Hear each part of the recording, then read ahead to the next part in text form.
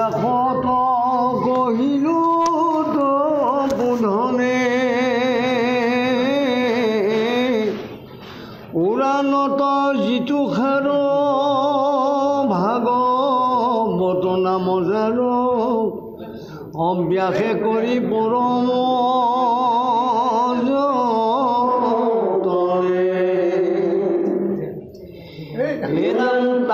পুত্ৰ সুকমুনি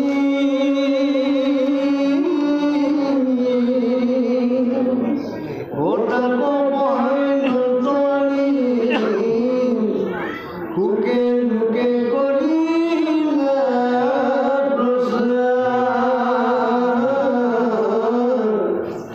বোলে দৈৱ কিৰণৰ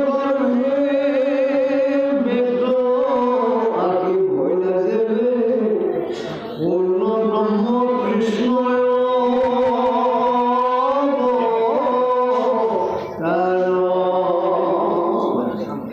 কৃষ্ণ কৃষ্ণ হেৰা আৰু হেৰা তুমি একে বিনে দুই অবিদ্যা মায়াত দেখি মূল অংশে জীৱ তুমি আত্মা অন্তৰ্যামী তুমি মই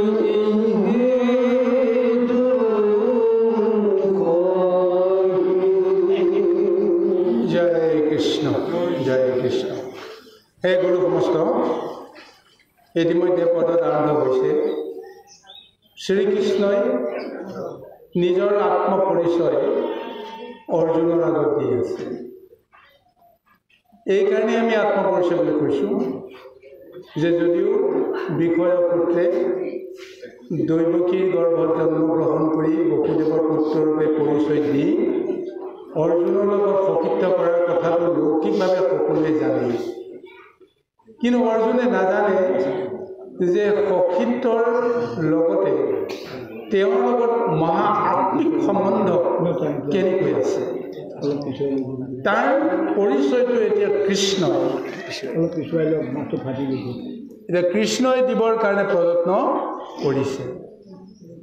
কাৰণ কুৰুক্ষেত্ৰ এই মহাযুদ্ধত অৰ্জুনৰ যিটো মানসিক অৱস্থা হৈছে, সেই অৱস্থা মতে অৰ্জুনে যুদ্ধ কৰিম বুলি আহিও তেওঁ যুদ্ধ কৰিবলৈ তেওঁ যে অসমৰ্থ, যুদ্ধ কৰিবৰ কাৰণে তেওঁ বৰ্তমান অনিচ্ছুক, আৰু যুদ্ধবিহীনভাৱে তেওঁৰ জীৱনত যেনেকৈ দুৰ্দশা নাহক কিয়, যেনেকৈ দুৰ্যোগ নাহক কিয়, তাক তেওঁ মানি ল'বলৈ বাধ্য হৈছে। সেইকাৰণে যুদ্ধক্ষেত্ৰৰ পৰা তেওঁ এক প্ৰকাৰ ৰণভংগ দিবৰ কাৰণে প্ৰযত্ন কৰিছে। কিন্তু কৃষ্ণই কৈছে নহ'ব, তুমি কোনো কাৰণতে যুদ্ধক্ষেত্ৰৰ পৰা তুমি কেতিয়াও ভংগ হৈ তুমি যাব নোৱাৰিবা। তাৰ লগতে আজি গীতাৰ মহা তত্ত্ব প্ৰভু ভগৱন্তে প্ৰদান কৰিছে, আৰু কৃষ্ণৰ লগত তেওঁৰ কিটো সম্বন্ধ, এই গোটেই কথাখিনি তেওঁ আৰম্ভণিৰ পৰাই দ্বিতীয় অধ্যায় সাংখ্য যুগৰ তত্ত্বৰ পৰাই তেওঁ ক'বলৈ প্ৰযত্ন কৰি কৰি আজি এই নৱম অধ্যায়ত ৰাজগুহ্য বিদ্যা যুগত এই কথাটো তেওঁ ক'বলৈ গৈছে যে মই অনন্ত কোটি ব্ৰহ্মাণ্ডৰ অধিকাৰীজন, এই কথাটো মোক বহুতেই নাজানে, আৰু মোৰ ইচ্ছামতেই যে সমস্ত কৰ্মবিলাক জগতৰ সাধন হৈছে কোনেও নাজানে, আৰু এই যুদ্ধখন আচলতে মোৰ যে বহুদিনীয়া পৰিকল্পনা, এই কথাটো কোনেও নাজানে, আৰু তুমিও নাজানা। কিন্তু তোমাক এটা কথাই কওঁ যে বিনা ভক্তিত মোক কোনেও নাপায়। ভক্তিবিহীন কৰ্মৰ মাজেৰে কেৱল দুখ কষ্ট যন্ত্ৰণা ভুগি ফলাফল বা কৰ্মফল ভুগি মনুষ্যই সংসাৰত নিকাল হৈ যোৱাৰ বাহিৰে সংসাৰৰ পৰা মুক্তি নাপায়। গতিকে এই ৰাজবিদ্যা গুহ্য যুগৰ আৰম্ভণিতে তেওঁ সুন্দৰভাৱে এটা ব্যক্ত কৰিছে যে দ্ৰৌপদীয়ে যেতিয়া কুৰু ৰাজসভাত লাঞ্ছিত হ'ব লগা হৈছিল, বিবস্ত্ৰ হৈ তেওঁ যেনেকুৱা এটা নাৰীৰ যিটো মৰ্যাদা হেৰুৱাই নহয়, তেওঁৰ জীৱনৰ প্ৰতি কিমান এটা লাঞ্ছনামূলক দৃষ্টান্ত এটা ৰাজসভাৰ মাজত হ'ব লগা হৈছিল। আৰু সেইখিনি সময়ত সমস্তবিলাক নিৰ্বিকাৰ হৈ থকাৰ সময়তো ভগৱন্তে আৰম্ভণিৰ পৰা তেওঁক কিয় সহায় কৰা নাছিল? কিয় এনেকুৱা এটা দুৰ্যোগলৈ কৃষ্ণই কিয় পঠিয়াই দিছিল? এই কথাটো উল্লেখ কৰিছে। কাৰণ যি মুহূৰ্তলৈকে কৃষ্ণক ভক্তি কৰা নাযায়, আজি যুধিষ্ঠিৰকে হওক বা পঞ্চপাণ্ডৱৰ বাকী সমস্তই কৃষ্ণৰ লগত সদায় তেওঁৰ বিষয় সম্বন্ধ কৰি আছে, কিন্তু সেইজন কৃষ্ণকে যে বিপদৰ সময়ত যে বিচাৰিব লাগে, স্মৰণ কৰিব লাগে, এই কথাটো পাহৰি যোৱাৰ কাৰণে ভগৱন্তে আহি কেতিয়াও নিজে উপজাচি তেওঁলোকক সহায় কৰা নাই বা তেওঁলোকৰ সংকটৰ পৰা মুক্ত কৰিব বিচৰা নাই। কিন্তু দ্ৰৌপদীয়ে অন্তিমত সেই চৰম সত্যটো উপলব্ধি কৰিয়ে যেতিয়া তেওঁক হস্তাংগে প্ৰণিপাত জনাই নিজৰ দেহৰ আত্ম অহংকাৰখিনি নিজকে আত্মৰক্ষা কৰিবৰ কাৰণে যি এটা প্ৰচেষ্টা, দুখন হাতেৰে প্ৰথমতে তেওঁ বস্ত্ৰ সম্বৰণ কৰিবৰ কাৰণে ধাৰণ কৰিবলৈ প্ৰযত্ন কৰিছিল, নোৱাৰিলে। এখন হাতেৰে সম্বৰণ কৰি তেতিয়া কৃষ্ণক স্মৰণ কৰিবলৈ বিচাৰিলে, তথাপিও তেওঁ অপৰাগ হৈ গৈছে। আৰু এটা সময়ত তেওঁ হাতৰ পৰা বস্ত্ৰ এৰি দি দুয়োখন হাতেৰে যেতিয়া দেহৰ মায়া ত্যাগ কৰি সেই অনন্ত কোটি ব্ৰহ্মাণ্ডৰ কৃষ্ণজনক যেতিয়া শৰণাপন্ন হ'ল, তেতিয়াহে প্ৰভু ভগৱন্তে আহি দ্ৰৌপদীৰ দেহৰ ভিতৰত প্ৰৱেশ কৰি আৰু বাহিৰত তেওঁ নিজেই বস্ত্ৰৰূপে ধাৰণ কৰি দুয়ো প্ৰকাৰে দ্ৰৌপদীক মহাসংকটৰ পৰা ৰক্ষা কৰিলে। আজি অৰ্জুনক ক'বলৈ কৈছে যে বিনা ভক্তিত মোকতো নাপায়, কিন্তু তুমিতো মোক ভক্তি কৰা নাই। তপ, জপ, ধ্যান, যজ্ঞ, দান ইত্যাদি ইত্যাদি যিমানবিলাক কৰ্মৰ মাজেৰে মোক যিসকলে বিচাৰে, সেই সকলেও মোক সহজতে নাপায়। কিন্তু তুমি মোৰ নামত এটা যজ্ঞ কৰা নাই, মোক এটা স্মৰণ কৰা নাই, মোক ঈশ্বৰ বুলি তুমি এতিয়ালৈকে গণ্য কৰা নাই, তথাপিও মই তোমাৰ লগত কিয় আছোঁ? তুমি ৰথী হৈ আছা, মই সাৰথী হৈ আছোঁ, কিয় আছোঁ? এই তত্ত্বটো বুজাবলৈ গৈ আছে যে তোমাৰ আৰু মোৰ মাজত যে অনন্ত কালৰ পৰা যে এটা সম্বন্ধ আছে, তুমি এই কথাটো তুমি বিষয়ত থকাৰ কাৰণে তুমি নাজানা। কিন্তু মই বিষয়ত থাকিও মই বিষয়ত নাই, সেইকাৰণে মই জানো। আৰু মই তোমাৰ জৰিয়তে এই কৰ্মখিনি কৰিবলৈ যাওঁতে তুমি যদি নিৰ্বিকাৰ হৈ যোৱা, সেইকাৰণে মই তোমাক যিটো আত্মতত্ত্ব জ্ঞান প্ৰদান কৰি মোৰ আৰু তোমাৰ মাজত কোনো যে বিভেদ নাই, তুমি নৰ, মই নাৰায়ণ, এক সত্তাৰ ৰূপত আমি আছোঁ। দুটা দেহ হ'ব পাৰে, কিন্তু আমাৰ যে এটাই আত্মা, এই কথাটো মই তোমাক ক'বৰ কাৰণে বিনা ভক্তিত হ'লেও মই তোমাক এনেদৰে মোৰ তত্ত্বখিনি ক'বলৈ প্ৰযত্ন কৰিছোঁ। গতিকে সেই অৰ্থে আজি পদত উল্লেখ কৰিছে যে ব্ৰহ্মজনী মূৰ তত্ত্ব কহিলন্ত নাৰদত ব্যাসত কহিলো কপদ, যে মোৰ যি তত্ত্ব, মই যে ব্ৰহ্মতনু, ব্ৰহ্মজনী, মোৰ ব্ৰহ্মজনীতেই সমস্ত চৰাচৰ জগত সৃষ্টি হয়।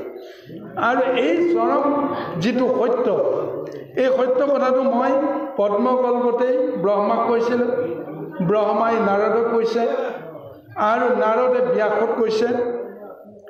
আৰু পুৰাণতো সেই কথাটোকে কোৱা হৈছে যে পুৰাণত যিটো সাৰ ভাগৱত নাম যাৰ, ব্যাসে কৰি পৰম যতনে। আজি মনুষ্য লোকৰ কাৰণে ব্যাসে সেই মহত্তত্বটো এক ৰূপ প্ৰদান কৰিছে যে মই পুৰাণৰো সাৰ, সমস্ত বেদৰো তত্ত্বসাৰ, মই ব্ৰহ্মজনো। গতিকে সমস্ত কৰ্মখিনি মই সাধন কৰিবৰ কাৰণে প্ৰযত্ন কৰিছোঁ। আৰু এই কৰ্মখিনি এটা সময়ত সুখমণিয়ে সমস্ত জগতকে উপকাৰ কৰিবৰ কাৰণে, মোৰ তত্ত্ব প্ৰচাৰ কৰিবৰ কাৰণে পৰীক্ষিতৰ আগত তেওঁ প্ৰদান কৰিব। তান পুত্ৰ সুকমণি তাক পহাইলন্ত আনি, সুখে লোকে কৰিলা প্ৰচাৰ, বোলে দৈৱকীৰ গৰ্বে ব্যক্ত আখি ভৈল যেবে, পূৰ্ণ ব্ৰহ্ম কৃষ্ণ অৱতাৰ। যে মই যে পূৰ্ণ ব্ৰহ্ম, মই যে কৃষ্ণ এজন নৰৰূপ ধাৰণ কৰিছোঁ, এই সত্যটো ৰহস্যটো সুখমণিৰ জৰিয়তে প্ৰকাশ হ'ব। আৰু হেৰা তুমি মই একবিনে নুসুধৈ অবিদ্যা মায়াতো নানা দেখি সংসাৰখনত অজ্ঞান আৰু অবিদ্যাই গুণৰ মাজেৰে সকলোকে আচন্ন কৰি আছে। সেইকাৰণে প্ৰকৃত সত্যটো নিজে উপলব্ধি কৰাটো ইমান সহজ নহয়। মই ক'ৰ পৰা আহিলোঁ, তুমি ক'ৰ পৰা আহিলা, তোমাৰ আৰু মোৰ লগত সম্বন্ধ কি, এই তত্ত্বটো সকলোৱে কেতিয়াও বুজিব নোৱাৰে।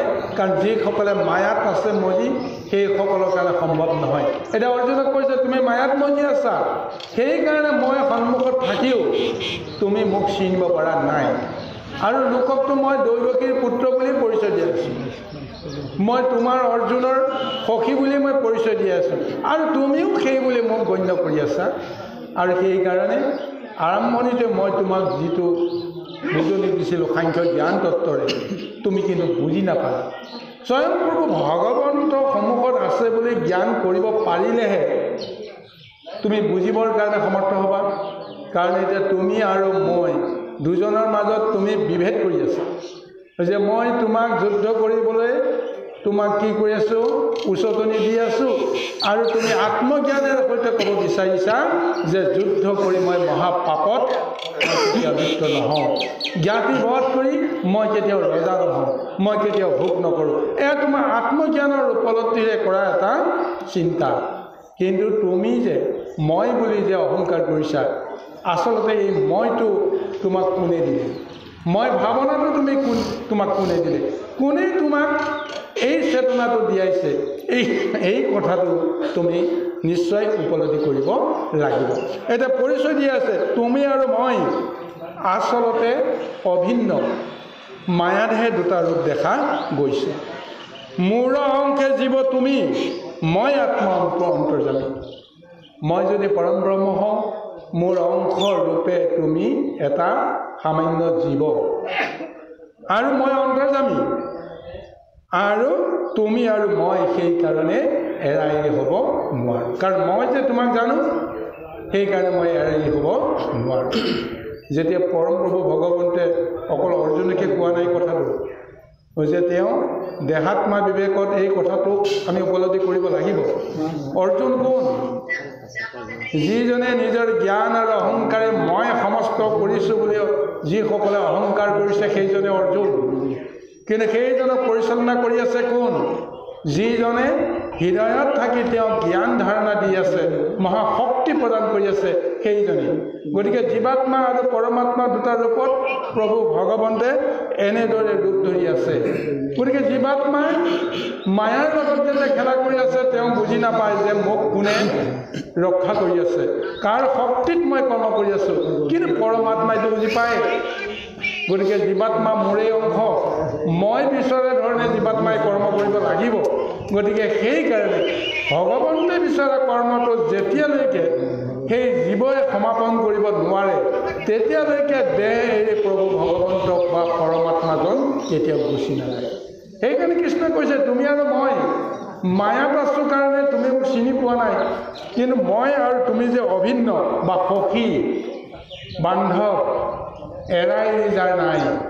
গতিকে সেই কাৰণ প্ৰভু ভগৱন্তে আজি কৃষ্ণৰ জৰিয়তে অৰ্জুনক কৈছে যে তুমি আৰু মই সখী।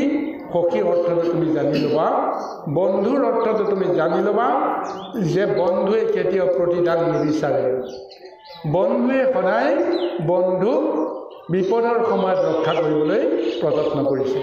যে জীৱৰূপে আমি মায়া সংসাৰ ডুবি আছোঁ, পৰমাত্মা ৰূপে আমাৰ লগত এইকাৰণে আছে যে এই জীৱনৰ নিকাৰবিলাক ভোগ কৰি কৰি এটা সময়ত নিকাৰৰ পৰা পৰিত্ৰাণ পাবৰ কাৰণে মই যে সদা প্ৰস্তুত হৈ আছোঁ, তোমাৰ লগতে যে আছোঁ, তুমি মোক চিনিবৰ কাৰণে যত্ন কৰা, মোক এবাৰ হ'লেও তুমি মাত দিয়া, মোক তুমি প্ৰাৰ্থনা কৰা, তুতি কৰা, যি কৰা কৰা, কিন্তু মোৰ পৰিচয়টো তুমি বুজি ল'বা যি মুহূৰ্ততে বুজিব পাৰিবা সেই মুহূৰ্ততেই মই তোমাক সহায় কৰিবলৈ সদায় প্ৰস্তুত থাকোঁ এনেদৰে কৃষ্ণই এতিয়া অৰ্জুনক আত্মদৰ্শনৰ জৰিয়তে নিজৰ পৰিচয় দিছে আৰু অৰ্জুনৰ পৰিচয়টো অৰ্জুনক প্ৰদান কৰিছে কৃষ্ণ এই গুৰুসকল কৃষ্ণ আৰু ঠিকে আছে আধ্যাত্মিক আৰু পৰমাৰ্থিক তত্ত্ব দুটাই লিখিছে